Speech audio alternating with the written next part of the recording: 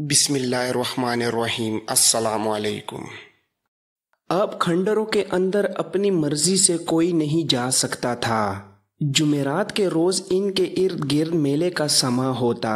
دور دور سے لوگ اونٹوں، گھوڑوں اور خچروں پر اور پیدل بھی آتے اور شام کو کھنڈروں میں جانے کے وقت کا انتظار کرتے۔ اندر کی سنسنی خیز دنیا میں انقلاب آ گیا۔ وہاں اب لوگوں کو گناہ اور نیکی کے، تاریکی اور روشنی کے تصورات ایسی صورت میں نظر آتے کہ لوگ انہیں مجسم اور متحرک صورت میں دیکھتے اور حیرت زدہ ہوتے تھے۔ کسی کو کوئی الٹا سیدھا سوال اور شک کرنے کی جرت نہیں ہوتی تھی، اور نہ ہی وہ کسی سوال اور شک کی ضرورت محسوس کرتے تھے۔ سورج غروب ہوتے ہی اندھیری سرنگ کا منہ کھل جاتا جو اندر لے جاتی تھی۔ یہ دراصل اس عمارت کے درمیان سے گزرنے والا راستہ تھا۔ اس کی دیواریں بہت بڑے بڑے بلاکوں کی تھیں اور اوپر ایسی ہی چھت تھی۔ یہ سرنگ ہر 10-12 قدموں بعد دائیں یا بائیں کو مڑتی۔ اس کے دروازے یا دہانے سے باہر چند ایک آدمی کھڑے ہوتے۔ ان کے پاس کھجوروں کے انبار لگے ہوتے۔ یہ کھجوریں لوگوں کی لائی ہوئی ہوتی تھیں، جسے نذرانہ کہا جاتا تھا۔ زائرین کھجوریں ایک جگہ ڈھیر کر دیتے۔ کھجوروں کے پاس پانی کے مشکیزے رکھے ہوتے تھے، اور شام کو جب زائرین کو اندر جانے کی اجازت ملتی تو دروازے پر ہر ایک کو 3 کھجوریں کھلا کر چند گھونٹ پانی پلایا جاتا اور اندر بھیج دیا جاتا۔ تاریک سرنگ سے گزر کر جب یہ لوگ روشن حال کمرے میں پہنچتے تو وہاں انہیں آوازیں سنائی دیتیں۔ کلمہ طیبہ پڑھو، اپنے اللہ کو یاد کرو، حضرت موسیٰ علیہ السلام تشریف لے آئے ہیں، حضرت عیسیٰ علیہ السلام کا ظہور ہونے والا ہے، دل سے بدی اور دشمنی نکال دو، لڑائی جھگڑا ختم کر دو اور دیکھو ان کا حشر جنہیں جنت کا دھوکہ دے کر لڑایا گیا تھا۔ اس آواز کے ساتھ ہی لوگوں کی آنکھوں میں نہایت تیز روشنی پڑتی۔ انہیں ایک طرف منہ کر کے کھڑا کیا جاتا تھا۔ ان کی آنکھیں خیرہ ہونے لگتیں تو روشنی ذرا مدھم ہو جاتی۔ اس کے بعد روشنی کبھی تیز ہوتی، کبھی مدھم، اور لوگوں کے سامنے والی دیوار پر ستارے چمکتے نظر آتے۔ ان ستاروں میں جنبش ہوتی اور انتہائی مکروہ اور بدی شکلوں والے انسان جاتے نظر آتے۔ گونجدار آواز سنائی دیتی، یہ سب تمہاری طرح جوان اور خوبصورت تھے، انہوں نے خدا کا پیغام نہ سنا۔ یہ کمر کے ساتھ تلواریں سجا کر گھوڑوں پر سوار ہوئے اور اپنے جیسے خوبصورت جوانوں کو قتل کیا۔ انہیں دھوکہ دیا گیا کہ تم لڑو گے اور مر جاؤ گے تو جنت میں جاؤ گے، دیکھ لو ان کا انجام۔ خدا نے انہیں شیطان کے درندے بنا کر کھلا چھوڑ دیا ہے۔ ان آوازوں کے ساتھ بادل کی گرج اور بجلی کی کڑک سنائی دیتی۔ کچھ اور آوازیں بھی سنائی دیتی جو مختلف درندوں کی معلوم ہوتی تھیں۔ روشنی اتنی تیز ہو جاتی کہ دیکھنے والوں کی آنکھیں چھندیا جاتی۔ پھر لمبے لمبے دانتوں والے درندے دائیں سے بائیں جاتے نظر آتے۔ یہ بھی انسان تھے، لیکن ان کی شکلیں بڑے ہی ڈراؤنے بھیڑیوں جیسی تھیں۔ انہوں نے بازوؤں پر برہنہ لڑکیاں اٹھا رکھی تھیں۔ یہ لڑکیاں جوان اور خوبصورت تھیں۔ لڑکیاں تڑپتی نظر آتیں۔ بادل کی گرج اور زیادہ بلند سنائی دیتی اور آواز آتی۔ انہیں اپنے حسن پر ناز تھا۔ انہوں نے خدا کے حسن کو ناپاک کیا تھا۔ ان ڈراؤنی اور بھیانک شکلوں کے بعد بڑے ہی خوبرو مرد اور خوبصورت عورتیں گزرتیں۔ سب ہنستے کھیلتے گزرتے۔ یہ نیک اور پاک لوگ تھے جن کے متعلق بتایا جاتا کہ انہوں نے کبھی لڑائی جھگڑے کی بات نہیں کی تھی۔ وہ سراپا محبت، پیار اور خلوص تھے۔ اس کے بعد زائرین کو ایک تہخانے میں لے جایا جاتا جہاں انسانی ہڈیوں کے پنجرے تھے، اور خوبصورت لڑکیاں بھی گھومتی پھرتی اور مسکراتی نظر آتیں۔ تھوڑی تھوڑی دیر بعد آواز سنائی دیتی، حضرت عیسیٰ علیہ السلام کا ظہور ہونے والا ہے، جنگ و جدل اور خون خرابہ دل سے نکال دو۔ تہہ خانے کا ایک راستہ اور تھا جس سے لوگوں کو باہر نکال دیا جاتا۔ لوگوں پر ایسا تاثر طاری ہوتا جیسے وہ سو گئے تھے اور انہوں نے بڑا ہی عجیب خواب دیکھا ہو جو ڈراؤنا بھی تھا اور خوبصورت بھی۔ وہ ایک بار پھر اندر جانے کو بےتاب ہوتے لیکن کسی کو اس طرف جانے نہیں دیا جاتا جدھر سے لوگ اندر جاتے۔ وہ اپنے گھروں کو واپس نہیں جانا چاہتے تھے، رات وہیں کھنڈروں کے قریب ہی گزار دیتے۔ وہاں کچھ لوگ ان کے پاس بیٹھ کر انہیں اندر کے راز بتاتے۔ ایک راز یہ تھا کہ اندر جس کی آواز سنائی دیتی ہے وہ خدا کی طرف سے یہ پیغام لے کر آیا ہے کہ حضرت عیسیٰ علیہ السلام دنیا میں آ رہے ہیں اور خلیفہ العاد بھی دنیا میں واپس آ گیا ہے۔ العاد فاطمی اہل تشیع خلافت کا خلیفہ تھا جس کی گدی مصر میں تھی۔ سلطان صلاح الدین ایوبی نے اسے معزول کر کے مصر کو بغداد کی خلافت عباسیہ کے تحت کر دیا تھا۔ العاد اس کے فوراً بعد مر گیا تھا۔ یہ وہ 2.5 سال پہلے کا واقعہ تھا۔ فاطمی اہل تشیعوں نے صلیبیوں اور حشیشن کے ساتھ ساز باز کر کے ایک سازش تیار کی تھی جس کے تحت سلطان صلاح الدین ایوبی کا تختہ الٹنا اور مصر میں فاطمی اہل تشیع خلافت بحال کرنا تھا۔ اس سازش کی کامیابی کے لیے سوڈانیوں کو تیار کیا جا رہا تھا کہ وہ مصر پر حملہ کر دیں۔ کھنڈر کے مریدوں کی تعداد میں اور اس کی عقیدت مندی میں اضافہ ہوتا جا رہا تھا اور جنوب مغربی علاقے کے لوگ قائل ہوتے جا رہے تھے کہ حضرت عیسیٰ علیہ السلام خلیفہ العاد کو واپس بھیج چکے ہیں اور خود بھی واپس آ رہے ہیں۔ ان لوگوں نے فوج میں بھرتی ہونے سے توبہ کر لی کیونکہ وہ جنگ و جدل کو گناہ سمجھنے لگے تھے۔ صلاح الدین ایوبی کو ایک گنہگار بادشاہ قرار دے دیا گیا تھا جو اپنی بادشاہی کو وسعت دینے کے لیے جوانوں کو یہ دھوکہ دے کر فوج میں بھرتی کرتا تھا کہ وہ شہید ہوں گے اور سیدھے جنت میں جائیں گے۔ کھنڈروں کے اندر کی دنیا لوگوں کے لیے عبادت گاہ بن گئی تھی۔ بعض نے تو ٹیلوں کے علاقے میں ہی ڈیرے ڈال دیے تھے۔ وہ اس مقدس درویش کی زیارت کے لیے بے قرار رہتے جس کی آواز کھنڈروں میں سنائی دیتی تھی مگر وہ انہیں نظر نہیں آتا تھا۔ ایک نیا فرقہ جنم لے رہا تھا۔ اس زخمی حشیشن کو جو سلطان صلاح الدین ایوبی پر قاتلانہ حملے میں زخمی ہوا تھا علی بن سفیان قاہرہ لے گیا جہاں اسے ایک الگ تھلگ مکان میں رکھا گیا۔ سلطان صلاح الدین ایوبی کے حکم کے مطابق اس کے علاج کے لیے ایک جراح مقرر کر دیا گیا۔ وہ آخر مجرم تھا۔ اسے جس مکان میں رکھا گیا اس کے دروازے پر ایک سنتری کھڑا رہتا۔ وہ ابھی بھاگنے کے قابل نہیں تھا۔ ان کھنڈروں کی نشاندہی بھی اسی نے کی تھی۔ فیصلہ ہوا کہ یہ ٹھیک ہو جائے تو اس کی رہنمائی میں جاسوس بھیج کر کھنڈروں کے اندر کے حالات دیکھے جائیں گے۔ ہو سکتا ہے کہ یہ زخمی جھوٹ بول رہا ہو۔ علی بن سفیان نے قاہرہ آتے ہی اپنے نائب حسن بن عبداللہ اور کوتوال غیاث بلبیس سے کہہ دیا تھا کہ وہ اس علاقے میں اپنا کوئی مخبر اور جاسوس نہ بھیجیں جس کے متعلق انہیں رپورٹ ملی ہے کہ وہاں کے لوگ فوج کے خلاف ہو گئے ہیں۔ علی کو کسی بہت بڑے اور کارآمد انکشاف کی توقع تھی۔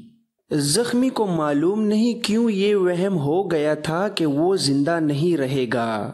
وہ زاروں قطار روتا اور بار بار اپنے گاؤں کا نام بتا کر کہتا کہ میری بہن کو بلا دو، میں اسے دیکھ نہیں سکوں گا۔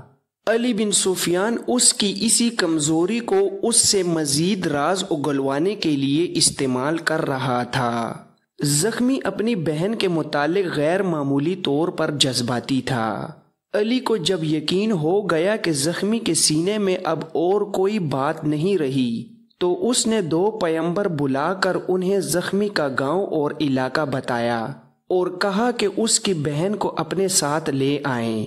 یہ علاقہ مصر کے جنوب مغرب میں تھا۔ تو اس طرح پیغمبر اسی وقت روانہ ہو گئے۔ سلطان صلاح الدین ایوبی محاذ پر پہنچ گیا اور شوبک کے قلعے میں چلا گیا۔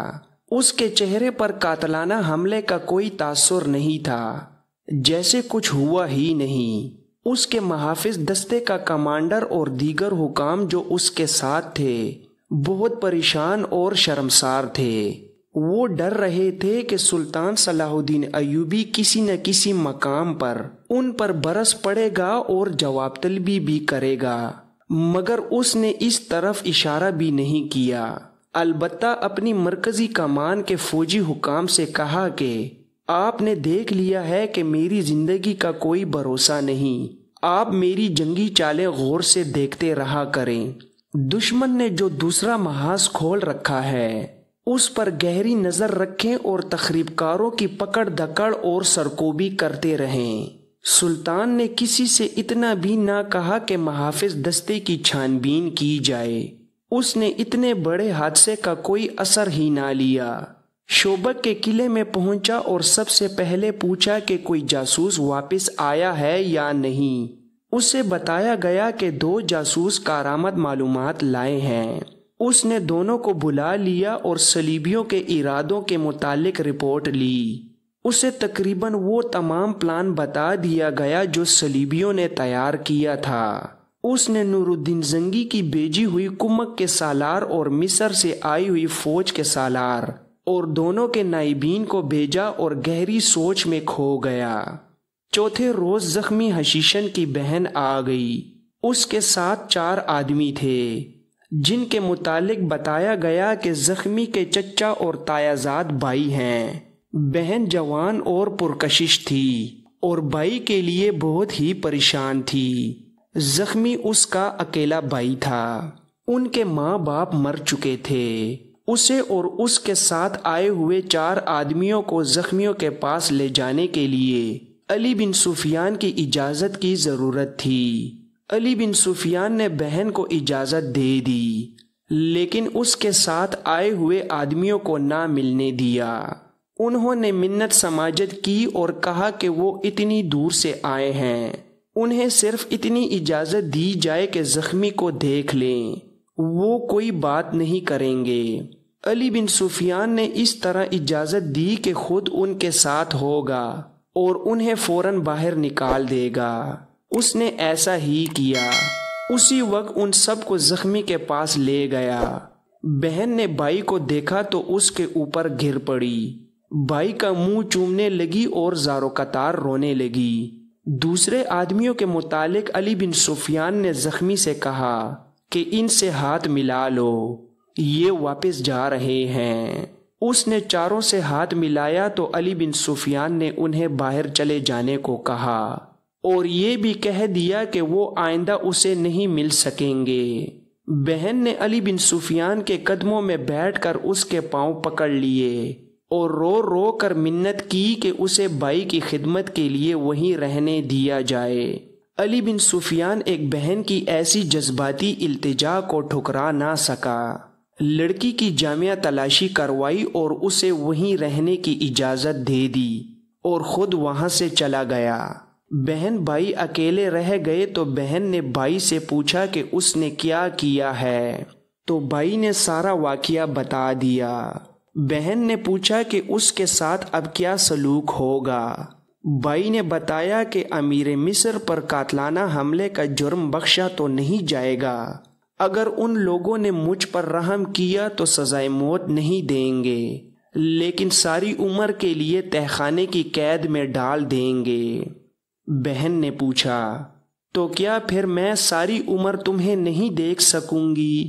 نہیں شارجہ، بھائی نے رندیائی ہوئی آواز میں کہا، پھر تو میں مر بھی نہیں سکوں گا اور جی بھی نہیں سکوں گا۔ وہ جگہ بڑی خوفناک ہے جہاں ہمیشہ کے لیے مجھے قید کریں گے۔ بہن جس کا نام شارجہ تھا بچوں کی طرح بلبلا اٹھی اور کہا، میں نے تمہیں اس وقت بھی روکا تھا کہ ان لوگوں کے چکر میں نہ پڑو، مگر تم نے کہا کہ صلاح الدین ایوبی کا قتل جائز ہے۔ تم لالچ میں آ گئے تھے، تم نے میری بھی پرواہ نہ کی۔ میرا کیا بنے گا؟ تم نہ ہوئے تو میرا آسرا کون ہوگا؟ زخمی بھائی کا ذہن تقسیم ہو گیا۔ کبھی وہ پچھتاوے کی باتیں کرتا اور کہتا کہ وہ ان لوگوں کے جانشے میں آ گیا تھا۔ بھائی نے یہ بھی بتایا کہ صلاح الدین ایوبی انسان نہیں، خدا کا بھیجا ہوا فرشتہ ہے۔ ہم 4 ہٹے کٹے جوان مل کر اتنا بھی نہ کر سکے کہ اس کے جسم پر خنجر کی نوک سے خراش ہی ڈال دیتے۔ اس پر زہر نے بھی اثر نہیں کیا۔ اس اکیلے نے 3 کو جان سے مار دیا اور مجھے موت کے منہ میں ڈال دیا۔ بہن نے کہا، یہ کہنے والے جھوٹ تو نہیں کہتے تھے کہ صلاح الدین ایوبی کا ایمان اتنا مضبوط ہے کہ اسے کوئی گنہگار قتل نہیں کر سکتا۔ تم چاروں مسلمان تھے، اتنا بھی نہ سوچا کہ وہ بھی مسلمان ہے۔ زخمی بھائی کا دماغ الٹی طرف چل پڑا۔ اس نے جوشیلے لہجے میں کہا، اس نے خدا کے خلیفہ کی گدی کی توہین کی ہے۔ تم نہیں جانتی کہ خلیفہ العاد خدا کے بھیجے ہوئے خلیفہ تھے۔ بہن نے کہا، جو کچھ بھی تھا، بس میں یہ جانتی ہوں کہ تم میرے بھائی ہو اور مجھ سے ہمیشہ کے لیے جدا ہو رہے ہو۔ کیا تمہارے بچنے کی کوئی صورت پیدا ہو سکتی ہے؟ بھائی نے جواب دیا، شاید پیدا ہو جائے۔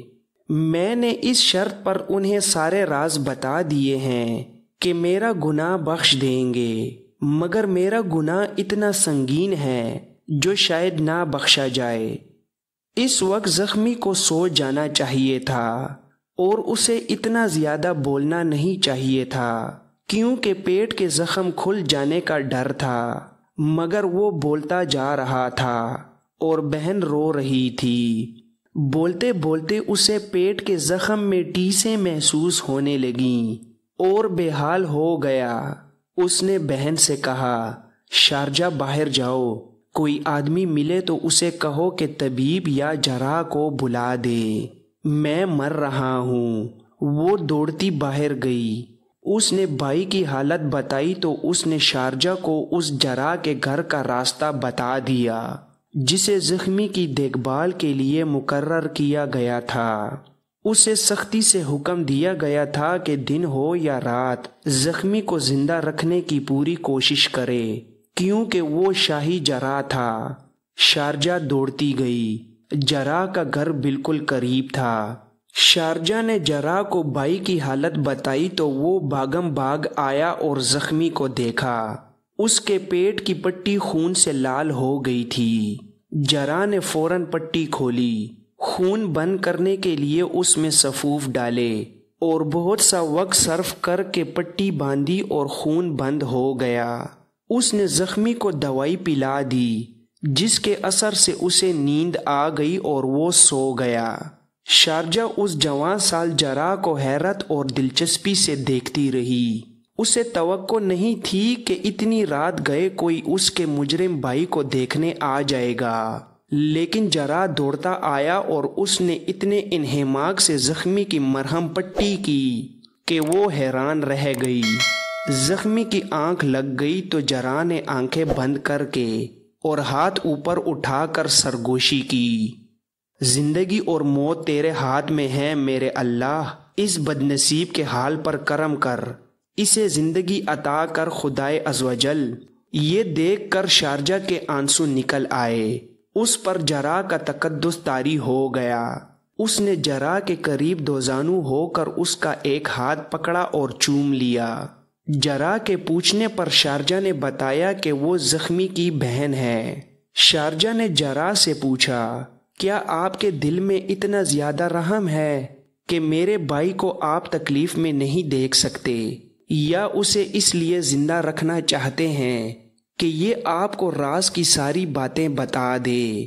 جراح نے کہا، مجھے اس سے کوئی دلچسپی نہیں کہ اس کے پاس کوئی راز ہے یا نہیں۔ میرا فرض ہے کہ اسے زندہ رکھوں اور اس کے زخم بالکل ٹھیک کر دوں۔ میری نگاہ میں مومن اور مجرم میں کوئی فرق نہیں۔ شارجہ نے کہا، آپ کو شاید معلوم نہیں کہ اس کا جرم کیا ہے۔ اگر معلوم ہوتا تو آپ اس کے زخم پر مرہم رکھنے کی بجائے اس میں نمک بھر دیتے۔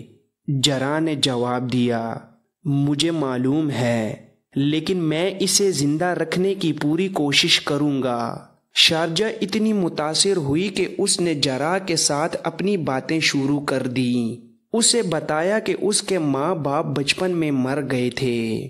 اس وقت اس کا بھائی 10-11 سال کا تھا۔ اس نے شارجہ کو پالا پوسا اور جوان کیا۔ اگر اس کا بھائی نہ ہوتا تو کوئی نہ کوئی اسے اغوا کر کے لے جاتا۔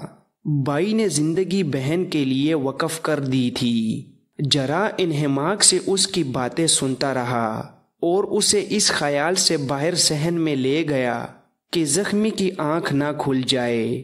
جرح ایسے انداز سے شارجہ کی باتیں سن رہا تھا کہ جیسے وہ رات یہیں گزارے گا، مگر وہ جب واپس جانے لگا تو شارجہ نے اس کا ہاتھ پکڑ کر کہا، آپ چلے جائیں گے تو مجھے اکیلے یہاں ڈر لگے گا۔ جرح نے اسے بتایا کہ وہ اسے اپنے ساتھ گھر نہیں لے جا سکتا اور اس کے ساتھ بھی یہاں نہیں رہ سکتا۔ جرح گھر میں اکیلا رہتا تھا۔ وہ شارجہ کی خاطر کچھ دیر اور رک گیا اور رات کے پچھلے پہر واپس اپنے گھر گیا تھا۔